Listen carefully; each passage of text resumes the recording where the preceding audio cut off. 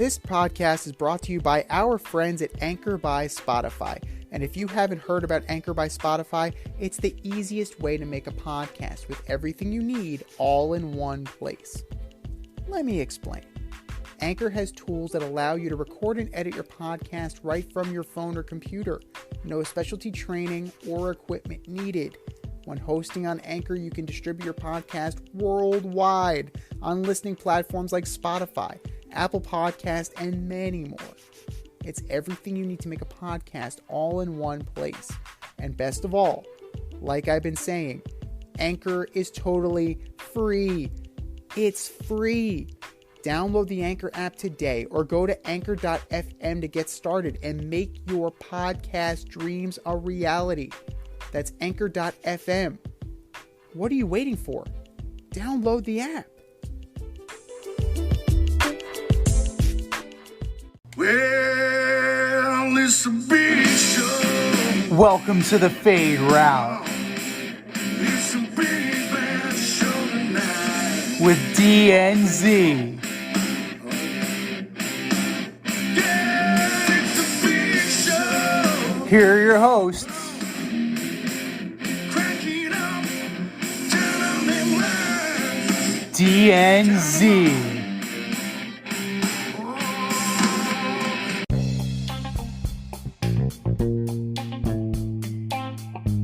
Welcome everybody to this week's episode of the Fade Route with DNZ. I am Z, and we got a great show for you. We're talking about the Braves Mets series that was. Aaron Rodgers use of a psychoactive drink and how it's not a violation of the NFL's drug policy. And we're ordering up the NFC North. But we begin with the career of Serena Williams. Tennis legend Serena Williams penned an article in Vogue saying that she's stepping away from the game of tennis to focus on having a family. You know, she has one child and she would like to have another. And her daughter clearly wants to be a big sister in no uncertain terms. Quote from the article, she says, "I want to be a big sister." You can't be more definitive than that. She does not want to be a sister to a boy rather. She wants to be a sister to a girl. So good for you. Like, that's great, Olympia Williams, fantastic. But the article brings up something very interesting that, you know, like other female athletes, Serena Williams has to make a choice. And I don't necessarily think it's a fair choice, but is one that she has to do because of biology. You know, there's a choice between tennis, the sport she loves, clearly the sport she, you know, has plied her craft to since she was a child, you know, with the help of her dad and her big sister Venus. And then there's the family life. And they're mutually exclusive because one will cost time away from the other. And it's a forced choice for sure, but, you know, it's one that creates a little bit of a double standard because in the article, she clearly points out something that is very true. If it was a scenario like Tom Brady has the luxury to have his child and go immediately back to work after maybe like a 2-week paternity leave or something like that. Whereas Serena Williams has to have the child, nurse the child, recover from the birth, get physically, you know, accustomed, physically acclimated back in shape so she can play. And it's a different scenario altogether. And she is the greatest in her sport, and Tom Brady is the greatest in his sport. And I understand where, you know, she's drawing that comparison. And it is more physically demanding on a woman than it is a man because men don't give birth. So I completely understand where she's coming from. But I also understand her desire to want to step away from the game for a while to kind of embrace her family and grow it and kind of take it from there. She is a legend. She is, without a doubt, a transcendent player in her sport and an inspiration to many girls, not just women of color, but any female athlete, much in the same way, many of the World Cup soccer players, your Megan Rapinos, your Mia Hamms, your Brandi Chastains, they were inspiration for a previous generation and a current generation. She too, Serena Williams too, is an inspiration to a generation of girls. Not only sending the message that she can compete at a top level, but she can have a family, she can be a dominant athlete, and she can do it on her terms. So congratulations, Serena, and best of luck to you as you take your much needed step away. And, we hope and we wish that you get what you want and that your family grows and it's happy and healthy and you are happy and healthy as well.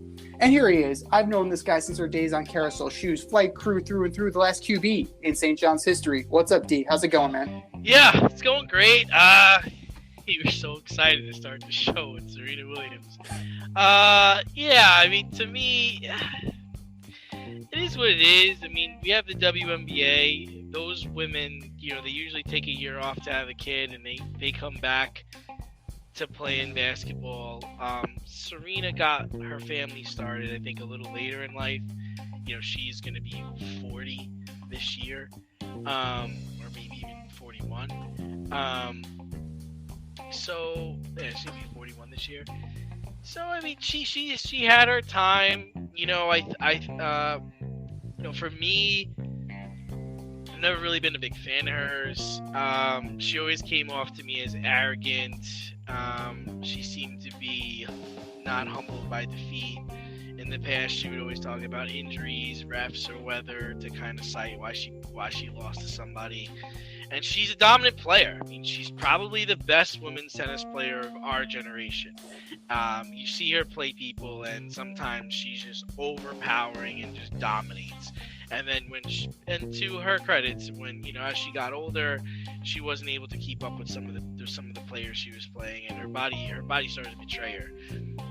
But she's retiring from tennis. I mean, I don't want to hear this nonsense that she's focusing on a family. It's not like you've gotten to the age where you can no longer compete at a high level. Tennis, and if you ask anybody, tennis is a young women's game. I mean, usually when you get past a certain age, you really just can't compete with the younger kids. I mean, most of these women tennis players are starting at like 15, 16, 17 years old.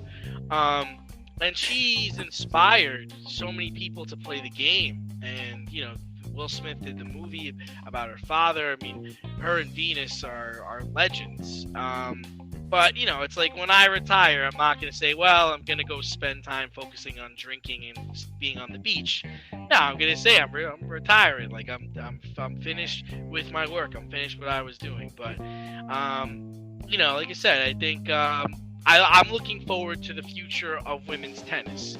I mean, most of the time when she shows up on a court, you think she's going to dominate. You think she's going to win. And now there's an opening. Osaka, she's had trouble with the press, and there's just this opening for a new era of women's tennis that could be taking place. Well, definitely. I mean, there's always going to be someone next in line, and that's just the way sports is. So, like, the chair will not be empty long when it comes to that. But what do you think about her, the iteration of a double standard? Like if she was Tom Brady, she'd be looked at in like a different light because she'd be able to recover quickly and she'd be back on the court faster and she would be able to assert her dominance even more. What are your thoughts on that kind of scenario? I just don't know. I mean, even Tom, look at the lengths he goes through to keep his body in shape and keep himself playing at 43, 44. It is different for women because women do give birth to children, and it does take them a longer time to recover, especially if they're having a cesarean section. So she has a point in that retrospect. But I think men face different challenges, and I think Tom is in a situation where his wife is also rich, so the wife is able to Giselle was able to spend time with the children after they were born. But for Tom, he probably had to get back out there and work and get back out there and compete. And I know in his documentary he talked about how he missed a lot of time raising his older son because the wife was in Los Angeles and he was playing for the Patriots, so he really only got to see his son in the off season. So that was, there's a different effect there, right? There's a different psychosis going on where you feel almost like, am I being selfish? Am I devoting too much time to the game and not enough time to my children? And then you get other players like Derek Jeter, who didn't start his family till later in life. Steve Young's children have never seen Steve Young play football.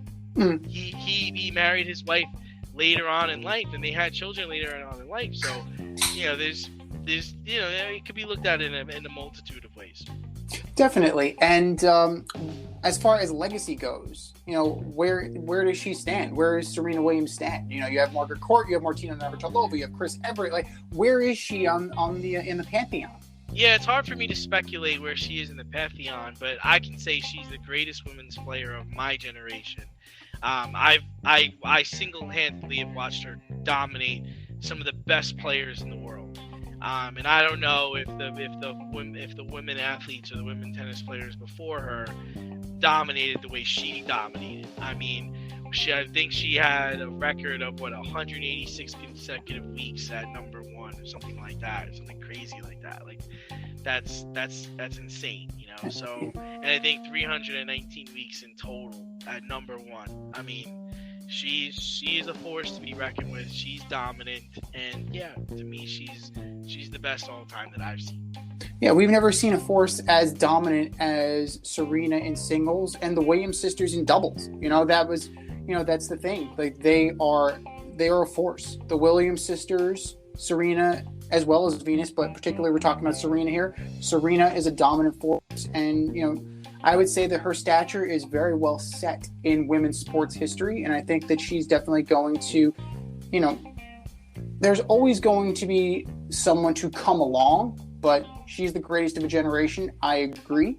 And, we'll see, you're looking at other female tennis players. You're also looking at other female tennis players of color, right? You're looking at Naomi Osaka. You're looking at Coco Gauff. You're looking at a multitude of players who can ascend while Serena's away. And when Serena comes back, are they going to be able to hold her off? I would definitely, Shaq is, I attribute the quote to him, 38 ain't 28, bro.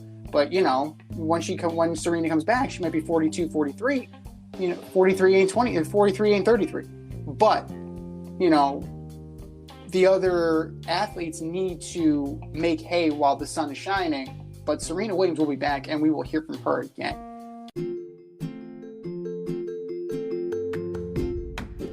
You can't help but smile when you see a balloon. The simplest occasion is a party. Westchester Pop Stars, located in New Rochelle, New York, offers balloon styling and decor for all life's events. Birthdays, anniversaries, weddings, showers, school and corporate events, store openings, or just because. Westchester Pop Stars takes balloons and shapes them into works of art, creating decorative installations for your special occasions. No event is too big or too small, and their custom personalization service is top-notch. Westchester Pop Stars is a private studio, quickly expanding. In-person consultation is by appointment only. Send an email to westchesterpopstars@gmail.com for more information or to schedule an appointment. No need to hire an event stylist.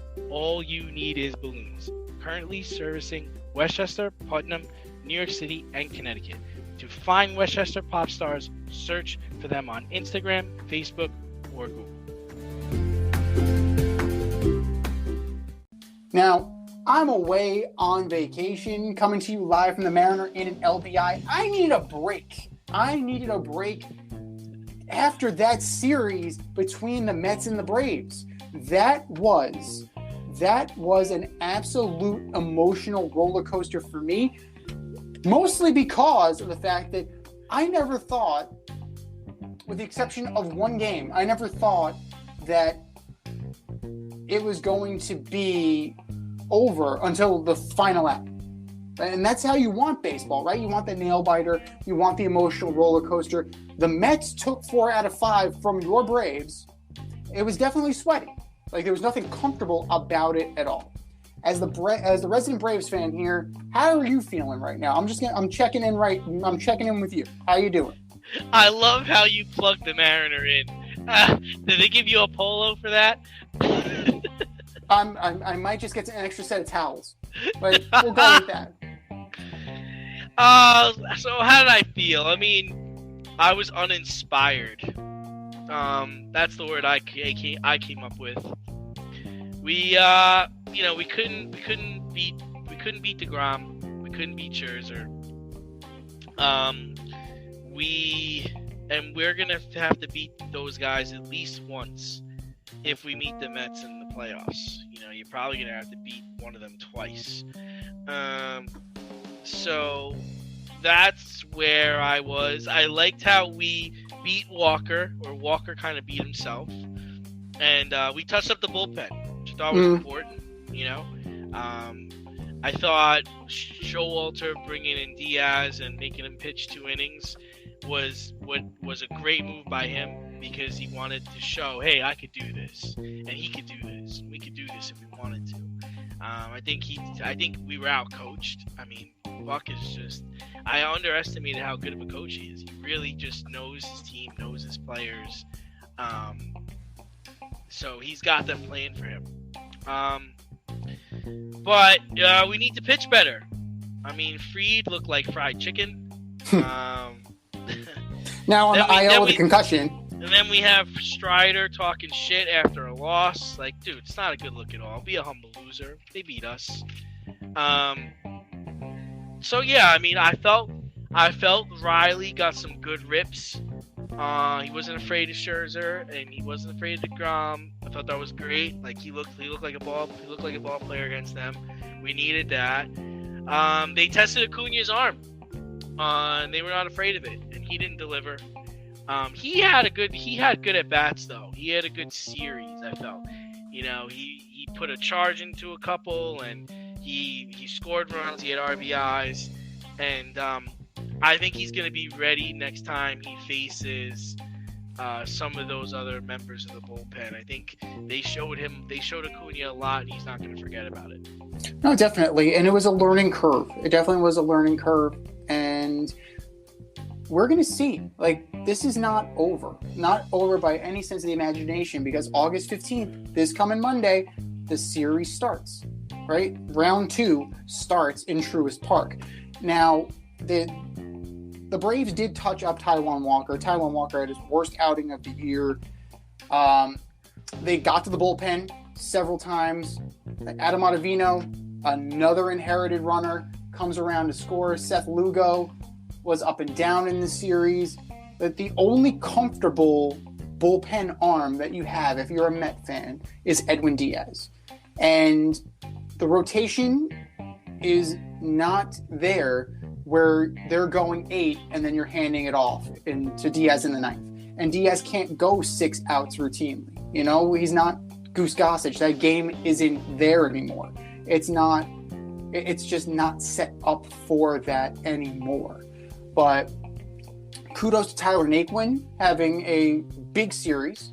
McNeil did a great job. Nimmo, Alonso, the regular contributors for the Mets were there. Luis Guillorme, again, he's in the lineup.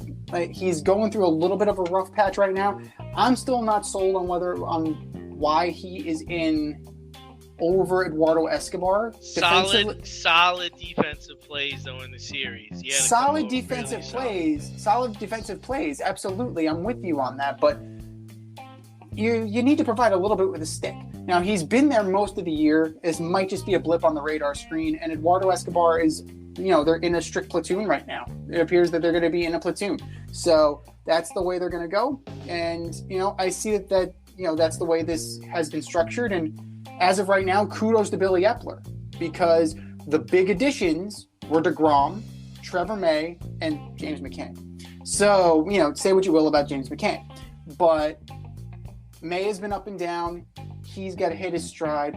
DeGrom had a no-hitter going into the 6th inning. So, DeGrom is hitting his stride. I'm still not sold on him routinely throwing 102 miles an hour. I think that's bad for his arm long term. I'm with you on that. If he can dial it back a little bit and do what Verlander does, where he's, if he can you reach for it when you need it. You don't need to be consistently there. I think that's more of a Jeremy Hefner thing, that he needs to go speak with Jake DeGrom and just like, dude, ease off the gas a little bit. It'll be there when you need it. Just, do it then. But the bullpen definitely leaves, a lot to be desired. They needed a lefty. Joely Rodriguez got the job done, but they needed another lefty. They were looking at Andrew Chafin from the Tigers. Nothing materialized there. The bullpen, Michael Givens settled in a little bit after his rocky first outing, but it's uninspiring to say the least. The Mets are going to have to get length from their starters. They're going to have to get key, timely clutch hitting like they've been getting. They've been murdering the ball as of late, and granted, it was the Cincinnati Reds, who felt their wrath this go around. They're now at a 6-game winning streak, but you play who's on your schedule and you beat who's on your schedule. As of right now, I'm excited, and this is going to be, a well-contested race as we go through, and the Phillies aren't going anywhere either. Like, the Phillies are sticking with them, and they're going to be 3 teams in the National League East representing in the playoffs.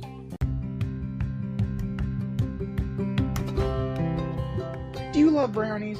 Of course you love brownies. But you know what's better than a brownie? A delicious, handcrafted, gourmet brownie delivered right to your doorstep. That's what our guys at Sweet Life Brownie Co. offer. Chef Tommy D and the crew offer a dozen delicious delights that you will crave, from the classic OB to Dutch apple to campfire s'mores and many more. Check out their website, sweetlifebrownieco.com, for their Friday brownie drops. At noon, their site goes live and you see what they're making. Since you're there, become a site member and earn points. You earn 50 points just by signing up. Make sure you follow them on Instagram and Facebook too, at sweetlifebrownie_co, for the latest updates and their latest releases and creations. That's sweetlifebrownieco.com. Give them a call, 845-641-3043, and tell them D&Z sent you. That's sweetlifebrownieco.com, 845-641-3043. Sweet Life Brownie Co., because there's always room for a brownie.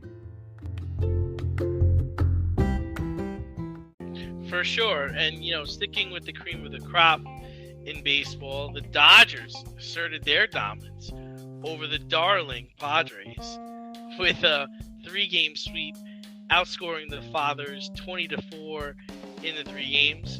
Star shortstop Fernando Tatis Jr. is out on a rehab assignment, but is still ways away. Will Tatis' addition be enough to beat the Dodgers come playoff time? In short, no. I don't believe in the construction of this team.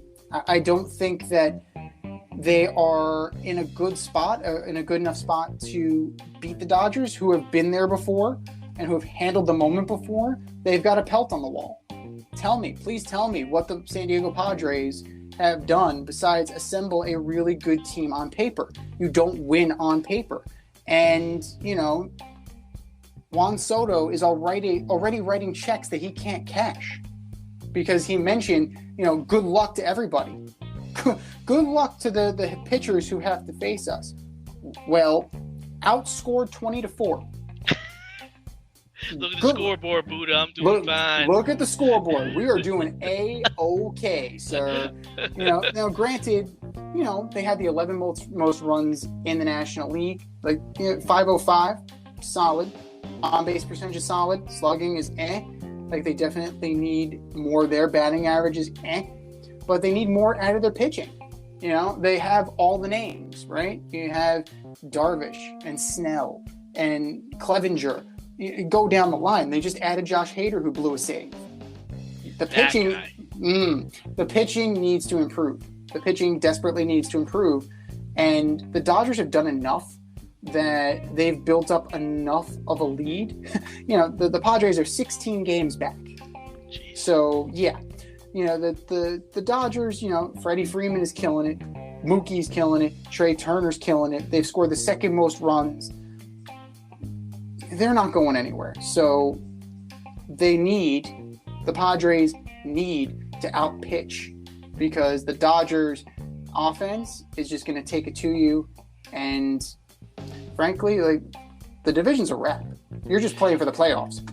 Yeah, the second wild card, no less. Yeah, I'm with you too. I mean, I don't really think so. The Dodgers are the class of the National League. They're like the 1998 or 1999 Yankees. They really remind me of what the Yankees were in the 90s. Like, we went out and bought everybody. We have more money than you. You know, that's the kind of attitude they have. And they have all the talent. At the moment, the Padres seem like a collection of stars and talent. They don't seem to be like a baseball team, right? They might turn it on at some point, but next year will be better for them. You know, they need to gel a little bit. They need to hang out, and they need to, you know, put their personal egos aside. I mean, they talk to Manny Machado, and he's clearly oblivious to how important the last 3 games were. And then, you know, you have another guy, Tatis Jr., who's off riding motorcycles, not understanding like his value to the team this year. You remember the statement? You remember the statement, right? When they were asking about the motorcycle accident, they put him on the IL. He said, "Which one? Which time? Yeah, which one? Yeah." And then you have the new guy coming over. He hasn't said the right thing since he's got there, you know. So, you know, I think their manager's got his work cut out for him, and they got to become more of a team. They got to gel. But how about Tatis Jr. really just missing the entire season? I mean, when is this? August 11th.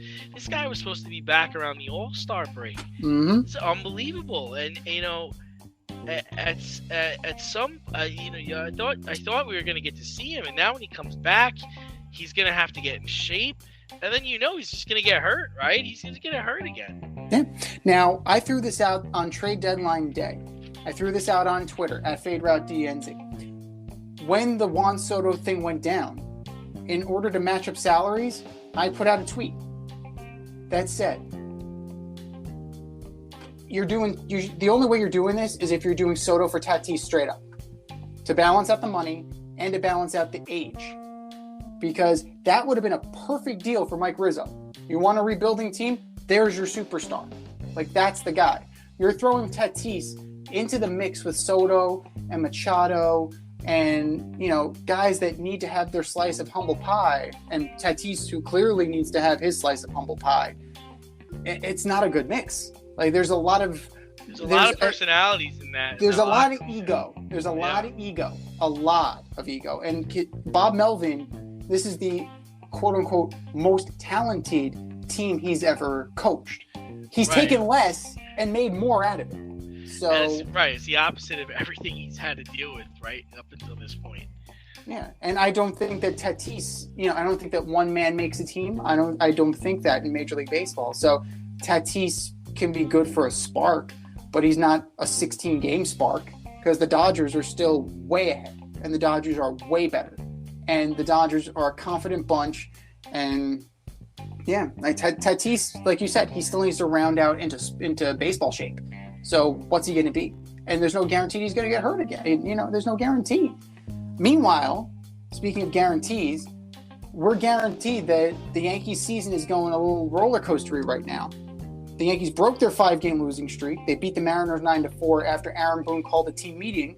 Then they promptly lost again. So is this a blip on the radar screen, or is this cause for concern? Well, I mean, here's the thing. I mean, the Yankees lineup is set now, right? I mean, they've got Benintendi. They're going to have Bader coming back. Like, the issue for the Yankees is the bullpen and Garrett Cole. And I don't think either can be trusted. You just don't know. When the Yankees call to the bullpen, it's a roll of the dice of who's coming in, and it's another roll of the dice in what the outcome's going to be. You don't know who they're going to call on in big situations, and you know that's a problem. You have no one out there you can rely on. I mean, they're 2-8 in their last 10, so they're going to make the playoffs, but how far they go, that's TBD. The Yankees are in no danger of missing the playoffs. Like, I'm in agreement with you on that. The Yankees are no danger of dropping to the second wild card or, anywhere of that nature. Because if you look at that division, Toronto's 10 games back, Tampa Bay's 12, Baltimore's 12, the Red Sox are 17. The Yankees are in good shape. The Yankees are fine right now. Aaron Judge is the Triple Crown leader on the team. So, he's a stud. We can say that with, all degree of certainty. On-base percentage, they're third highest. They have the second highest slugging percentage. They've scored the most runs. Batting averages but batting averages always end with the Yankees because they're trying to jack the ball out of the park. This has become an all-or-nothing team. And they've gone and addressed that with bringing in guys like Benintendi and, DJ LeMahieu's playing more. You have, Scott, you bring in the bullpen. The bullpen is definitely an issue. But if the starters aren't going to give you length, then that bullpen's going to get taxed. And I understand that Michael King is out. Michael King was an X factor. Chad Green is out. Chad Green has carried the bullpen for a number of years. Aroldis Chapman has slipped back. You may get Zach Britton back in September, but what is Zach Britton going to be when you get him back? I mean, who knows? Zach Britton is either going to be Baltimore Zach Britton or he's going to be, garbage fire, dumpster fire Zach Britton, he was before he had surgery. And Clay Holmes. Will the real Clay Holmes please stand up? Are you the Pittsburgh Clay Holmes? All-star Clay Holmes?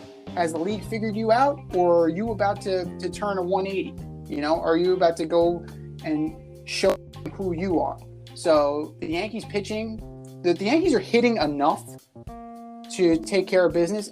Granted, the other night it was a 13 extra inning game. They lost 1-0. That is the outlier. More often than not, the Yankees are going to hit and they're going to score runs. But the Clutch problem still is right. But still, the whole thing is once you get into the playoffs, you're gonna face elite pitching every day. You are. That can shut you down. They can be shut down, and that's what we've learned in the second half is that they're not that first half dominant team. Reality's setting in. You can't fucking bat Rizzo first. You can't have this top heavy lineup where all we're gonna do is blast home runs. We can't have guys playing the outfield that have never gotten a hit before in Major League Baseball. That shit's just not gonna fly. But right now, to me, their weakness is Garrett Cole and their bullpen. You can't trust any of that. I mean, they're fucking losing games to the Seattle Mariners, for crying out loud. Now, Seattle Mariners are hot. So, they're one of the hottest teams the last 30, 40 games. I'm not throwing shade at the Mariners, but you're a team that is I don't know what you said their record before. They're 71 and 41 games. Yep, they're 30. Yep, 30 games over 500. Absolutely. And they're in a division where every team is really good, right? I mean, every team is really good. Yeah, that's the thing. You are in a division where you have 4 teams over 500, right? The Red Sox are a lost cause this year. They've folded the tent. But you are really, at this point in time, you're holding off the Astros. That is your job. And you need to make sure that you are not... record. Yeah, so you need to make sure you got home field advantage and that you are not playing in that wild card round. That is what Aaron Boone and Brian Cashman need to ensure. Now, they made the additions, right? They brought in Efros. They brought in Montas, who got tagged. Trevino's, been decent in his role, but the rest of the guys they need to bring in, they haven't been doing what the Yankees, wanted them to do. Now, granted, Montas was on leave, bereavement leave, came back, changed teams. I understand that. Give him a little bit of a blow. Second go around, let the real Frankie Montas, the Oakland Frankie Montas, the guy that you traded for, needs to be there, or else it's Sonny Gray 2.0, and Yankee fans will start to be concerned. You absolutely will start to be concerned, and you have every right to be, because Oakland ain't the Bronx. We've established that. We're going to talk about Joey Gallo later, because Joey Gallo always warrants mentioning, but Arlington isn't the Bronx. Dodger Stadium isn't even the Bronx. Dodgers undefeated with Votto. Yeah, with Gallo. he's the Jimmy G of baseball. Like, all his teams do is win. Now, what he contributes to that, it remains to be seen.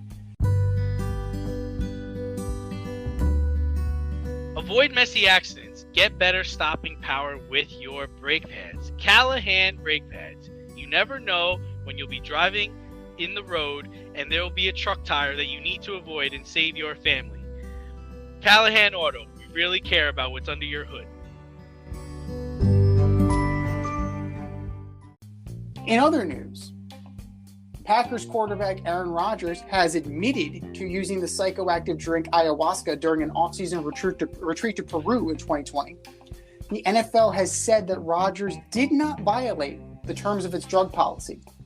Double standard or no big deal? It's no big deal, right? I don't even know how much I believe this story. I think sometimes he says stuff just to get the crowd going, just to get the media circling, the buzzers buzzing. I mean, as long as he didn't pull a Marshawn Lynch and put other people in danger, and he did this in the off season, I'm fine with it. I mean, I'm sure a lot of guys are doing things they should not do in the off season and taking things they're not supposed to take in the off season. But no, I'm fine with him. He's a hippie. I think the NFL really needs to take a look at its, drug policy. I do. I honestly do. Because this is a psychoactive drug. It is. It may not necessarily be a performance enhancer. It's not a steroid. It's not a drug of abuse like, say, cocaine is. But it's, it is something that you definitely need to look at and see and pay closer attention to how this substance is altering the mind and how it's affecting people, right? Because at the end of the day, it is a drug. You need to see that. Now, is it something like marijuana? Marijuana has been loosened. Like, tell that to Josh Gordon. But marijuana has been kind of, destigmatized in the NFL. But it's a clear double standard.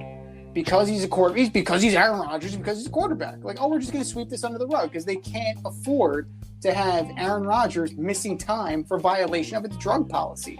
They have a lot going on. They have a lot going on with the Deshaun Watson thing. There's a lot of egg going around for the face of the NFL and Roger Goodell. This is just one more piece that they didn't need, but they'll politely sweep it under the rug because it benefits them to do so.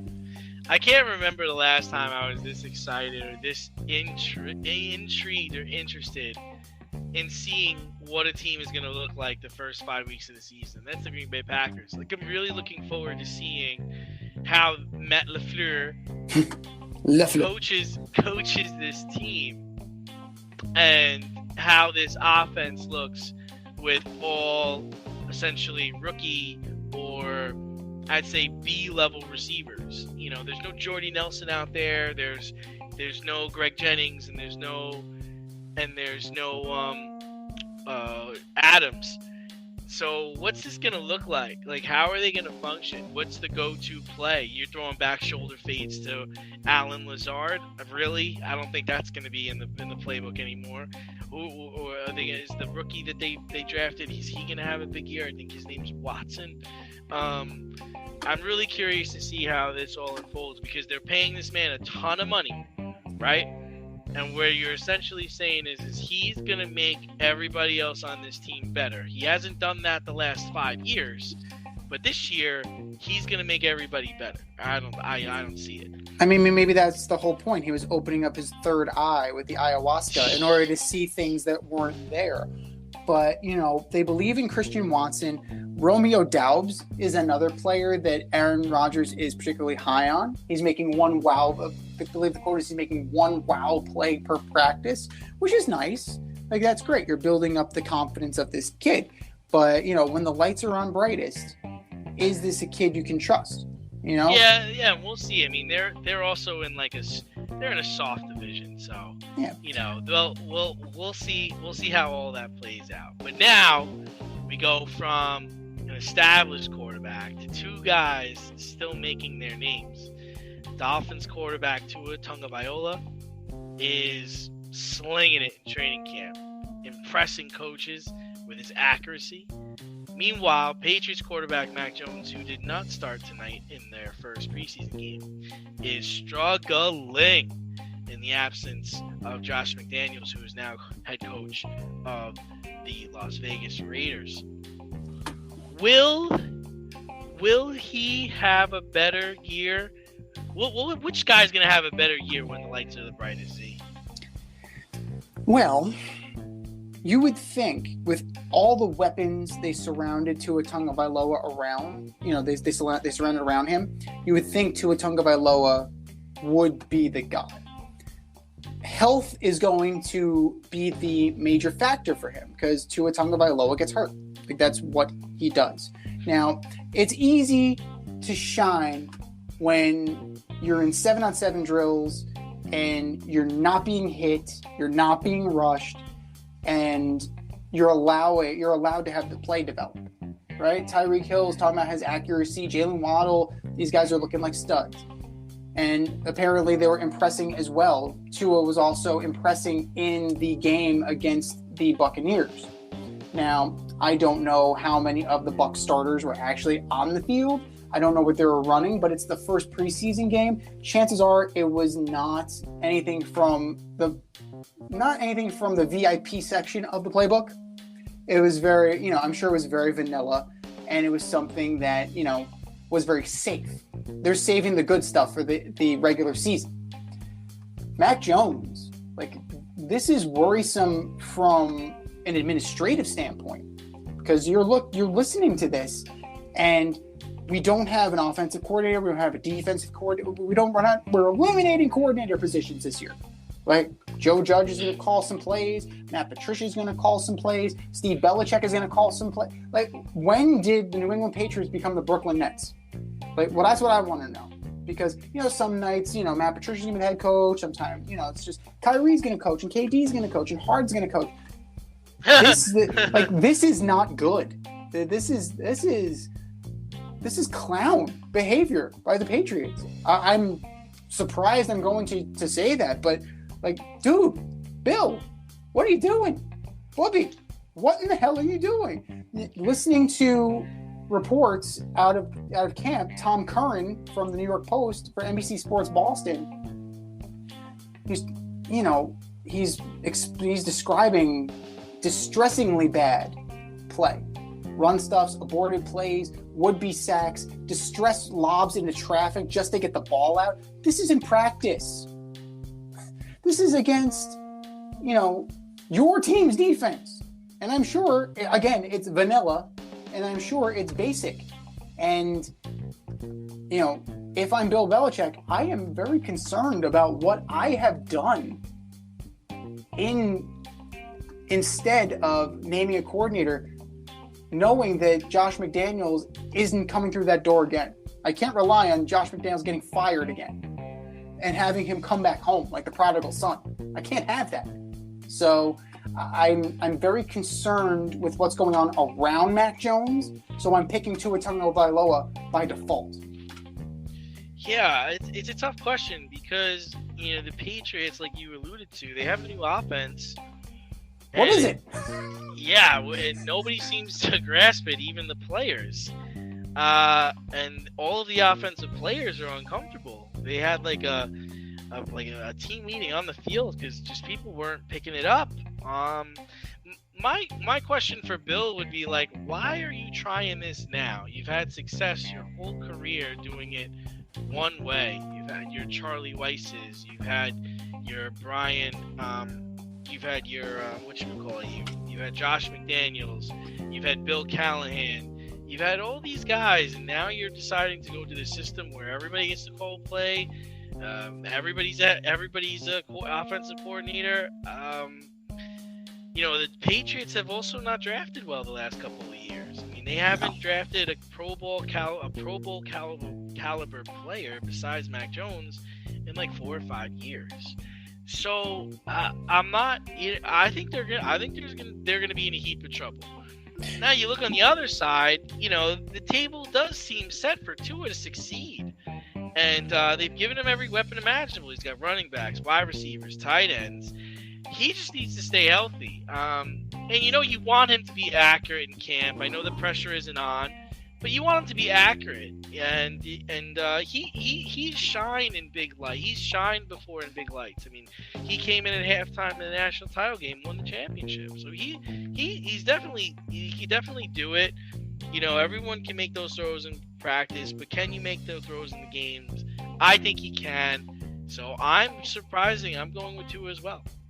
Now, the other good thing is that he has a quarterback that can push him, right? Tua has a legitimate backup who's played a significant role in the NFL in Teddy Bridgewater.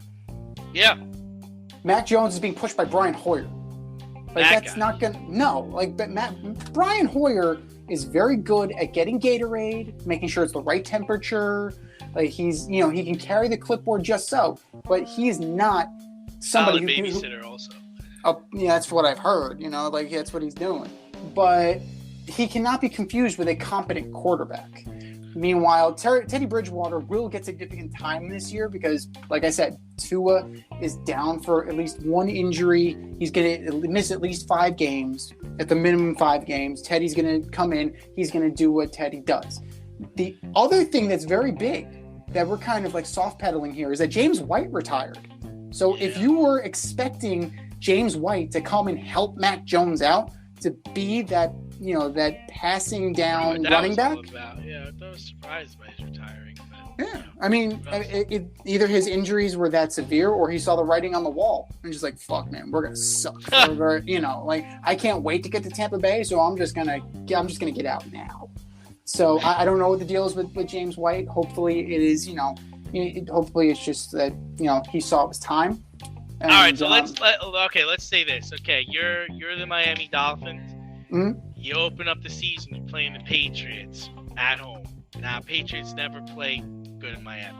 You get the W. We win the first game of the year. Okay. But then you lose to the Ravens, you lose to the Bills, and you lose to the Bengals. Do you give the 49ers a phone call and try to get Jimmy G? I kind of figured that's where you were going with this. Well, it depends. Have the Rams beat me to it. But we're going to get to that later. But if he's still on the market and he's available, I'll kick the tires. I would kick the tires and see. Let's say Tua gets hurt. I mean, your team's ready.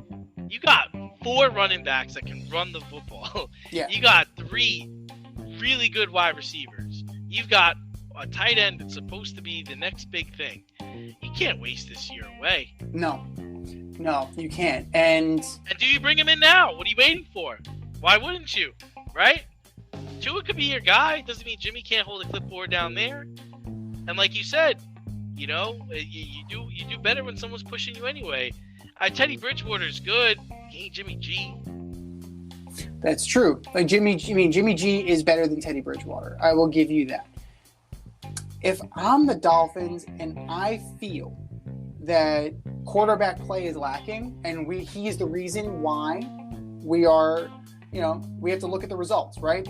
If they're getting blown out, but the offense is playing catch up most of the time, and it's just the defense can't get off the field and they're getting the shit kicked out of them, maybe you hang on to Tua a little bit longer and you make defensive changes.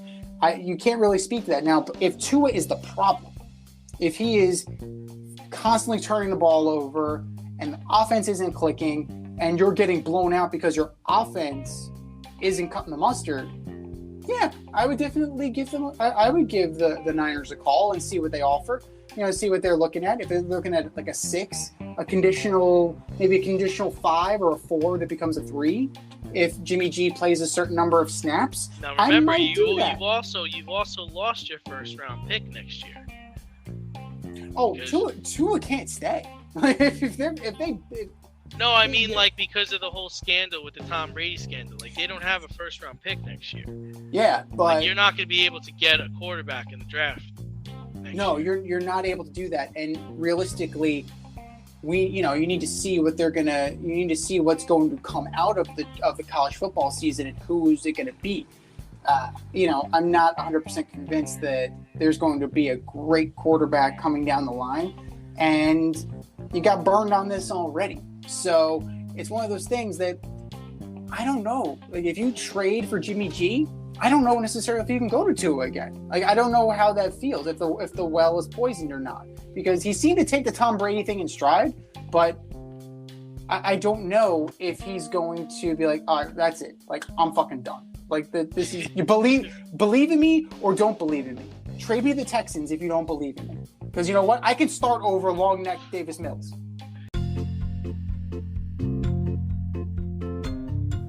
We love youth sports. Not only do they get the kids out and active, but they promote teamwork, sportsmanship, friendship, and fair play. One of the Fade Route's favorite youth sport partners is Ossining AYSO Soccer.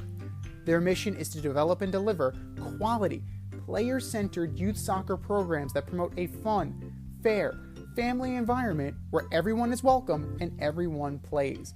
If you have a child between ages 4 and 18, registration for fall 2022, spring 2023 season is open. To sign up or to volunteer as a coach or referee, go to ayso201.org today. The more volunteers, the more children can enjoy the AYSO soccer experience. Go to ayso201.org today for more information or to sign up. ayso201.org. More soccer for more kids. Well, Dolphins ownership's definitely got some decisions to make there, but Brooklyn Nets owner Joe Tsai met with Kevin Durant in London and publicly backed coach Steve Nash and GM Sean Marks after Katie apparently gave Tsai an ultimatum. This has to be the beginning of the end, right? It should have been over by now. It should have been over by now. What are they waiting for? This is not going to have a happy ending where everybody comes together and they win one for the Gipper. Reports indicate that Kyrie Irving wanted in his contract to only play 60 games. 60 out of 82. Come on now. Like, if that is true, then no. Like, ship his ass out. And Kevin Durant, he, in his infinite wisdom, has released the two teams that he'd most like to play with. You ready for this? The Boston Celtics. Last time I saw them, they were in the NBA fucking finals. And the Philadelphia 76ers. Why in the hell would the 76ers do that, Trey? Why would they reunite Kevin Durant with James Harden? Because you're going to bankrupt that team around them. It'll be Embiid, Durant, Harden, and everybody else is going to be on Brooklyn because you need to balance out salary. So this should have been over by now. I'm glad that Joe Tsai finally apparently grew a set and is backing the guy that he chose to run this team in Sean Marks and the coach that Sean Marks has chosen to run the team in Steve Nash. However, the problem with that is that Sean Marks has already capitulated multiple times to Kevin Durant, right? Kenny Atkinson, fine coach, decent coach, not a world beater. Gotta go. KD said so. Okay. My man DeAndre Jordan, we gotta pay him. What did DeAndre Jordan do as a net? Gatsugu Katzillion. That's what he did. Ugats. That's what DeAndre Jordan did as a net. You bankrupted the team in trades. Jared Allen's gone. Spencer Dinwiddie's gone. Karis LeVert is gone. And instead, you have a group of guys that got swept out by the Boston Celtics, and Kevin Durant is playing, if you can't beat him, join him. Figure it out. Get rid of him. Figure it out. Coach Mike Westhoff, we're coming, Coach. I'm almost done with the book. Yeah, I mean, I think people are starting to back away from Kevin Durant. The asking price was steep for the 34-year-old coming off of an Achilles injury. He wants to, he wants to play. He doesn't want to play here. He's an up and down clown. That's what it looks like to me. But I don't think it's the beginning of the end, honestly, because they don't have a choice. Like, he's gonna have to play out the rest of his career here because their asking price was so high that you're not gonna give up. You're not gonna give up your whole team just to get this guy, because guess what? Then he's gonna ask to leave. He's got a history of asking to leave places. Like, you wanted to go to the Nets, you went there. They went and got the players you wanted, the coach you wanted. They set up the situation all for you, and you just slapped them in the face. So why would any other team be interested in bringing you on when you could do the same thing to them? What have I said? Coaches talk, GMs talk. Like, with every single week, with every single day that this passes, the value gets lower and lower and lower. And the Nets deserve every single bit of this because you had a team, you built a team, and you decided to throw it all away to go star hunting. You know who that sounds like? The New York Knicks. You made a New York Knicks move. You're supposedly better than that. Now, you have one way to fix this. You need to get rid of Kevin Durant. Now, I'm not saying you take 10 cents on the dollar, but you can find a fair trade package. I know they were asking for Tatum and Brown for Durant, but Brad Stevens is not taking that deal. Like, I know Brad Stevens is many things, but Brad Stevens is not a fool. I have two guys. He was born on a Tuesday, but it wasn't last Tuesday. Bingo. I have two guys, young, hungry, just about entering the prime of their careers, or I can have 34-year-old Kevin Durant, who can give me probably one chip. Maybe, possibly. I don't know. The numbers don't lie. It just doesn't work. Now, if you can get back a player and some picks, make the move, rid yourself of this headache, and while you're at it, engage multiple teams. You can walk and chew gum at the same time. You don't need to package Kyrie and Durant together. You can get back much more if you split them up. If you split them up, you can send them to two different teams. You can get different players. You can bring in some young players who maybe are change of scenery guys. You can bring in more picks. Just split them up and end this experiment once and for all.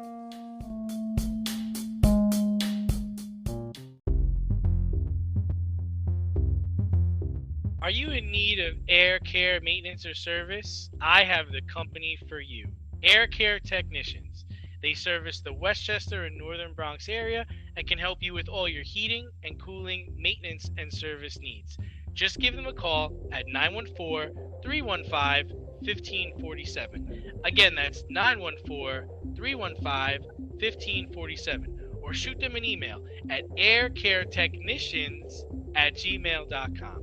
These guys are the real deal, as they are veteran-owned, licensed, and insured. Make sure to tell them that D&Z sent you.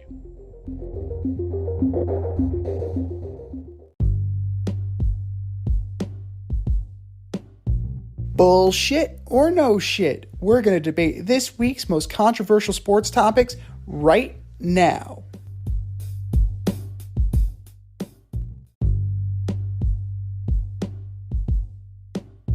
All right, boys and girls, you know what time it is. We have statements, and it's either bullshit or no shit.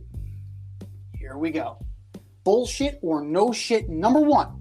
Matthew Stafford's elbow injury will sink the Rams. Ouch. I say it's bullshit. I think the rest of the league is going to sink the Rams. Let's remember, for as good as they played last year, they were a play away from losing to the Bucs in the playoffs. They were a play away from losing to the 49ers in the championship game, and they almost lost. They almost lost to rookie Joe Burrow of the Cincinnati Bengals in the Super Bowl. The team's not hungry. I don't see them going far this year, so I'm going to say bullshit. That's fair.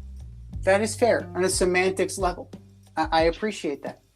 I'm going to go no shit on this because it's a baseball injury from what I understand. You know, now it's being downplayed. You know, Stafford's backpedaling. Oh, it's a little sore. My elbow is just a little sore. Well, the last quarterback, I should say, to have a similar injury to this was Ben Roethlisberger, and his elbow popped mid-game and he had to have surgery. And that's when he had to have Mason Rudolph come in, and then Myles Garrett almost beat the shit out of Mason Rudolph with his own helmet. Remember that, Steelers fans? Trip down memory lane.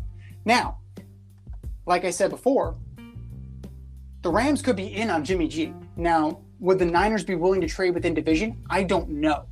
And would the Rams be willing to give up a good enough haul to make it worth the while for the Niners to trade within the division? Like, I don't know that. So at that point, are you waiting on a cut of a veteran backup? Because if Stafford does get hurt and that elbow does pop, you're looking at John Wolford. John Wolford, no. He's 20, right? He's 26 years old. I understand. This could be his chance to get his shot, but from what he did, what you've seen of him, it's uninspiring. And then you have Bryce Perkins and Luis Perez as your third and fourth string quarterbacks. So you're looking at that point. You're looking at a guy like Tyrod Taylor, if you can get him from the Giants. You're looking at if the Dolphins make the move on Jimmy G before you do you go and try and get Teddy Bridgewater? That would be something that interests me. This is a pass-heavy team. Yes, you have Akers. Yes, you have Henderson, but this team still runs on the arm of Matthew Stafford and that defense. And if Stafford goes away, Kupp goes away, Robinson goes away, Jefferson goes away, and Higbee goes away. So I'm going no shit on this. Like, they need Matthew Stafford to be healthy, and I can't believe I'm saying that because I'm not the biggest Matthew Stafford fan in the world. Bullshit or no shit, number 2. Chris Sale is done as a frontline starter. This guy's a clown. He evidently was riding a bike and he hit something going downhill, fell off the bike and fractured his wrist. This all coming when he was supposed to come back and play this week. Listen, he's 33 years old. We see guys like Verlander, Scherzer doing it at 38, 39, 40. And they're older than him. I think he'll come back, and so I'm going to say bullshit. I'm going no shit on this. Now, it's been a while. Chris Sale signed a very lucrative 5-year contract. And he's a free agent to be in 2025. They've gotten no return on this investment whatsoever. This year, he's pitched 5 2/3 innings. It doesn't matter what they put around him. It doesn't matter. Go back to last year, 2021. He pitched 42 2/3. This is not the horse that they got from the White Sox. That's not the guy. And he's going to be a year older when he gets back. He's not going to be that front top of the rotation starter that teams fear. He's not going to be Scherzer. He's not going to be DeGrom. He's not even going to be Justin Verlander. Chris Sale's been done for a while. He's the last person to know, unfortunately. So if I'm the Red Sox, I'm figuring out what the hell are you doing? You have that fractured finger. You took that off the line. You took a line drive off your finger. Fine, whatever. What are you doing? You're supposed to be coming back this year. Do the smart thing. Stop. Don't do things that you could possibly injure yourself. Like, there's a reason why there are clauses in contracts.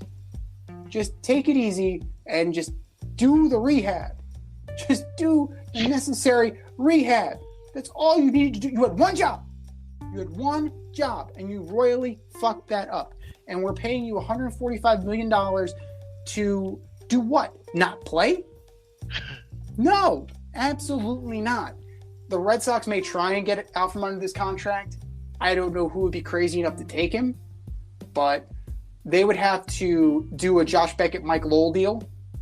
Like, they're going to have, if they are going to trade Chris Sale, they're either going to have to eat a shit ton of money or they're going to have to figure something out. But Chris Sale is done. Like, he cannot, he just can't be trusted. And from a health standpoint, this man is fragile.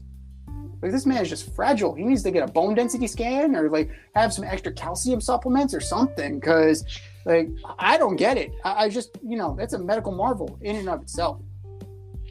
Bullshit or no shit. Number 3, Edwin Diaz is a candidate for the NL Cy Young Award. I think. Listen, I think you're stretching it a little bit. Diaz coming out to the instrumental horn of electric is a joke. It's hilarious.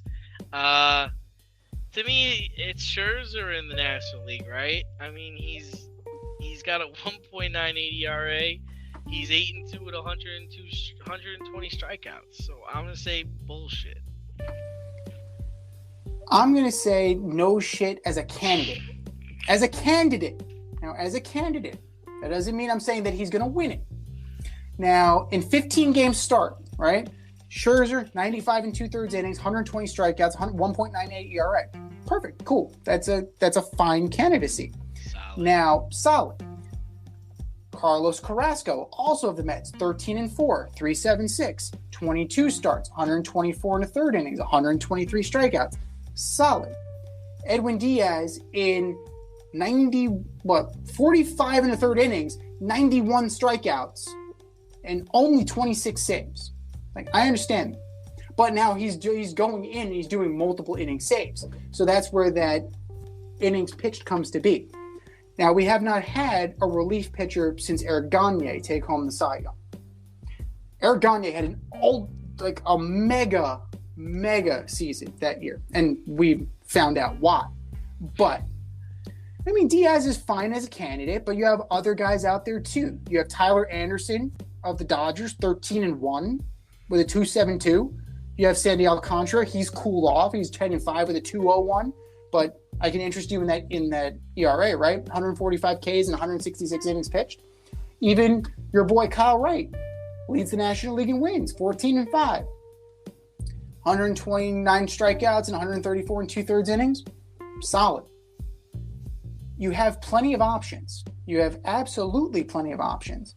And why not throw Edwin Diaz in? He's having a great season, and he should be rewarded with, for at least a nomination. And I was having an argument because I went to the Met game. I went to the first Mets Braves game on Thursday night, and I had a fan saying to me, you probably wanted Diaz traded before this season? Yeah. Why? Because he did not give you this. This is what the expectation was. So, of course, he wasn't cutting the mustard. Now, you look at it, he's actually living up to the potential that he was supposed to when the Mets acquired him. And I think you need to reward him for that. Now, I wouldn't go as far as to say he's the best closer in the league. That's a cyclical stat, right? That's a cyclical designation. Josh Hader's had that. Kenley Jansen has been that. It's just Edwin Diaz's turn. And I'm not, I'm a realistic Met fan, and I can admit that. But for this year, for what he has done, Edwin Diaz deserves at least a shout-out and a nomination.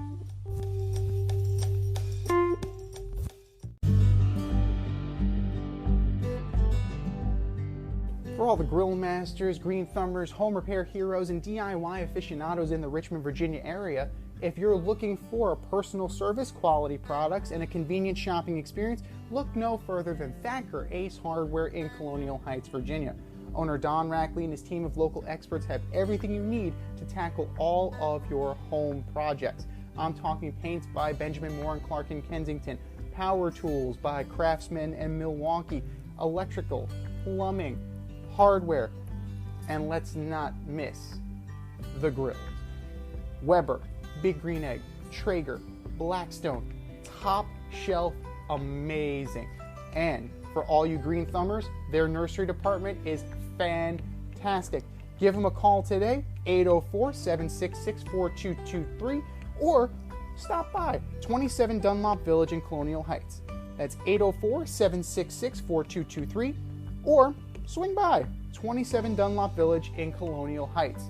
Thacker Ace is the place with the helpful hardware folks.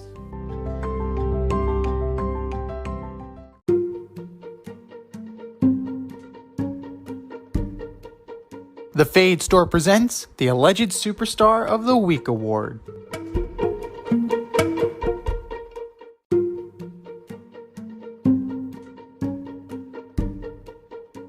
All right, boys and girls, you know what time it is. It is time for the Alleged Superstar of the Week. You know how it goes. We put a poll up after our show at the Fade Route DNZ on Twitter. You go and you vote, and you vote, and you vote, and you vote. And the winner gets the coveted ass trophy and a shout out on this here show. And do you know who took home the ass last week, D? I don't. Jerry Jones. That guy. Good job, Jerry. We knew you had it in you, but that was last week. This is this week. Who are your nominees for the Alleged Superstar of the Week award, D? All right, first up, I got the front office of the New York Jets. You moved the 2020 number 11 pick in the draft from left tackle to right tackle, talking about Mekhi Becton, after he comes into camp overweight and then he's recovering from season-ending injury from the previous year. Now, you move him over, and what happens in the first day of camp? He fractures his kneecap. I feel bad for the guy, but this is on the New York Jets. New York Jets front office, you are the Alleged Superstars of the Week. Number 2, Spencer Strider. After being chased by the Mets, you go 2 2/3 of an inning. You allow 4 runs and 79 pitches. You attributed the loss to the Mets having luck. Spencer called the hits weird. That is happening. That these hits are happening in August, but they won't happen in October. Dude, come on, man. Be gracious, loser. Don't say the only way you can get beat by the Mets is if by luck. Spencer Strider, you are an Alleged Superstar of the Week. And last and certainly least, Antonio Brown. Back in the news. The man has quite a few questionable moments in his life. Leaving in the middle of the Jets game, FaceTiming in the Steelers locker room after a Steeler game, or, getting signed by the Raiders and coming to camp with freezer burn on your feet. Despite all that, the former wide receiver claims the biggest regret was his inability to see himself play. Quote, I sure could watch myself, I could watch myself on film after a game, but I can't imagine what it was like for you all to see something like that live. Must be like watching the Beatles or Jesus perform on Red Rocks. What? Antonio Brown, you are my Alleged Superstar of the Week. What do you got, Z? The Antonio Brown thing is just so wacky, man. Like the Beatles or Jesus Christ. I'm not making light of this. Somebody drug test this man. Something is up with Antonio Brown, man. I don't know, if it's the effect of concussions. I don't know what's going on, but seriously, and Antonio, if you are listening, it's concerning.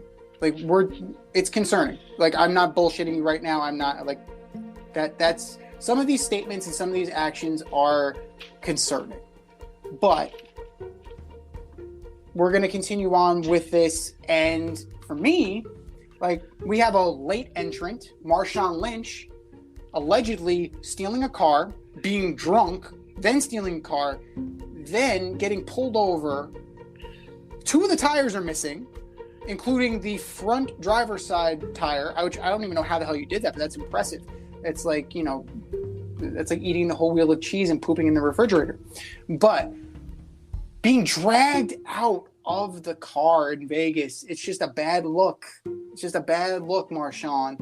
Marshawn Lynch, you are my Alleged Superstar of the Week. Joey Gallo, for trashing Yankee fans. I mean, Joey, what are you doing? Joey Gallo is so pitiful. How pitiful is he? That it's not even fun making fun of him anymore. See, I disagree with BT. I think that it is very fun to make fun of Joey Gallo. Now, in his comments, Gallo said, it's been a while since I've heard people chanting for me, so I'm pretty excited about that. They've been awesome so far, just cheering me on, saying they love that I'm here, and it makes me feel good. And we've been working on a lot of stuff. We've definitely been working a lot. I think one of the reasons they brought me over is because they saw something they felt they could fix and help me be a better player, blah, blah, blah. Now, having gone to a game, having seen Joey Gallo in Yankee pinstripes and see him actively troll little kids in between innings with the ball, you have no fan in me, Mr. Gallo. The reason why you're not in the Bronx right now is because you couldn't hack it. So let's be real here. Joey Gallo, you are a legend superstar of the week. Rodolfo Castro. Ooh. The Pittsburgh Pirates player, utility player, got called back up. It's very excited. Like, it's a big day. I'm back in the bigs. I'm going to play. I got a hit. Holy shit, this is great. I'm going to slide headfirst into third base. I forgot to take my phone out of my back pocket, and it fell out of my pocket. Now my phone is on the field. What? Rodolfo Castro, leave your personal belongings in the dugout. Have we not learned anything from Wander Franco? Leave that shit someplace else. Rodolfo Castro, you are my alleged superstar of the week. And Chris Sale. Chris Sale, come on now. You're already out injured. You have a broken wrist in the bike accident. You're out for the remainder of the season. You're making so much money. And this is how you choose to act. And we didn't even cover when you went off in the Worcester dugout, in the Worcester clubhouse, and trashed it over a bad rehab start. Chris Sale, you got some thinking to do. You got to start thinking about your future, because I don't think it's in the major leagues. Chris Sale, you are my alleged superstar of the week. I think we've said our piece on this. Go to the Fade Route DNZ Twitter page and vote, and vote, and vote, and vote. And for the winners, and for the nominees. Just do better, boys. Just do better.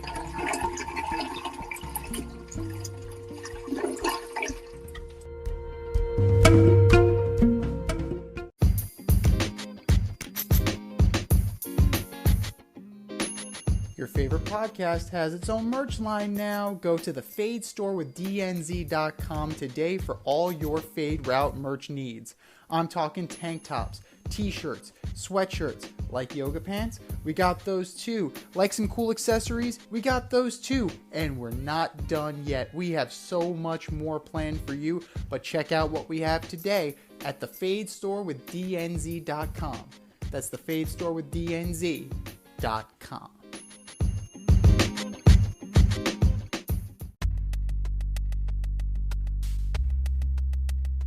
Order up!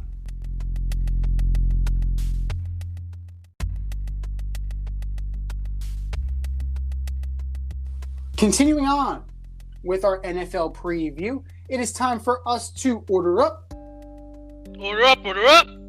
This week, we are ordering up the NFC North. From 4 to 1, who you got, D? All right, starting with the Bears, the Chicago Bears, the monsters of the Midway, more like the kittens of the Midway. They've got nobody to throw the ball to. They're about to lose Roquan Smith. He wants out because he's not getting the contract he wants. And I do not believe in their offensive scheme. So I got the Bears sitting at 4. Number 3, the Detroit Lions. I think they finish above 500 and they have glimpses of greatness, but you know, they can't keep it together for the whole season.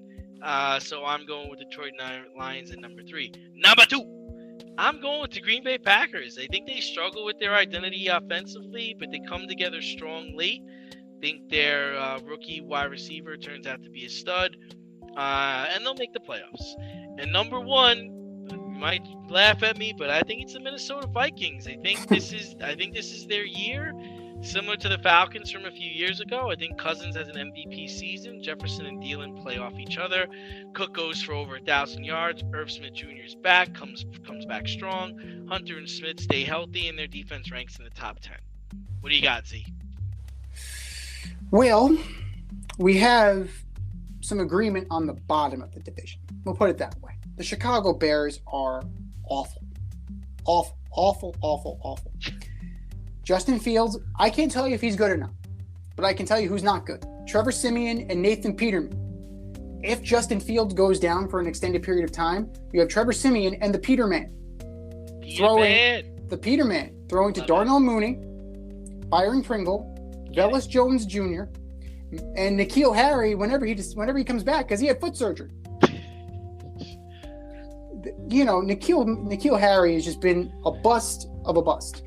When you're looking at Kmet and Ryan Griffin are your best options, you're going to have a very long season. And I understand where Roquan Smith is coming from, that he wants to be traded, but you're still in a position to make this team better. Eddie Jackson, another great player on this team, like he's still in a position to make things better. It's just not great on the offensive side. And Eberflus, I don't know how he is the head coach, but we're certainly going to find out. Number 3, the Detroit Lions. They have a running game with DeAndre Swift.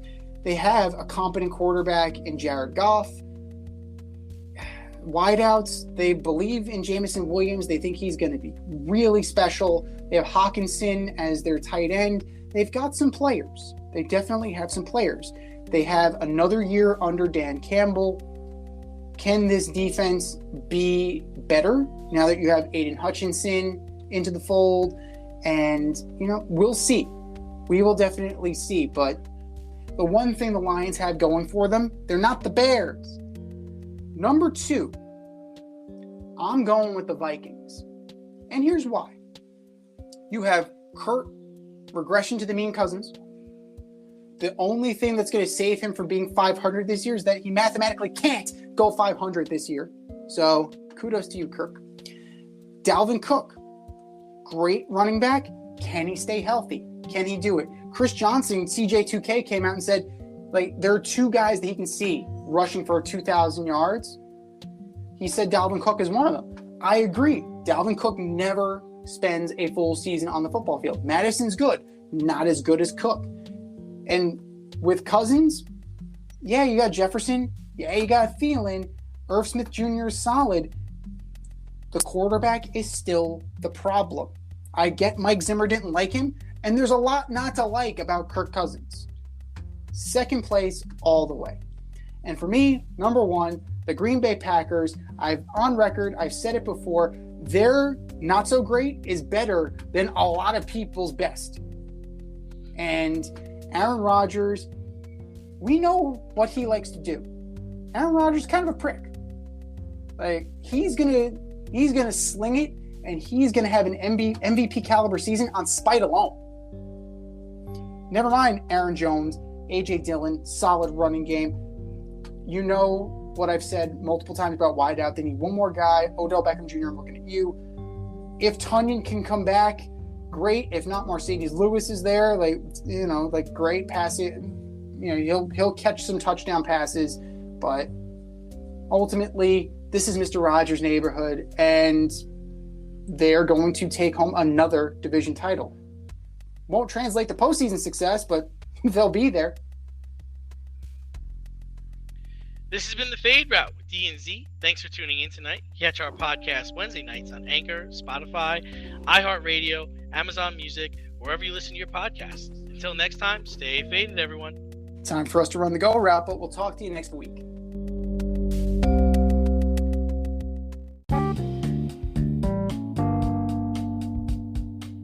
Want to get on the action? We want to hear from you. Hit us up, faderoutemail@gmail.com. Slide in our DMs on IG @FadeRoutePodcast.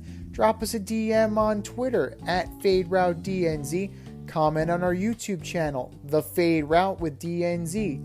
Questions, comments, picks, segment suggestions, you name it, we want to hear from you. Get at us, in crowd.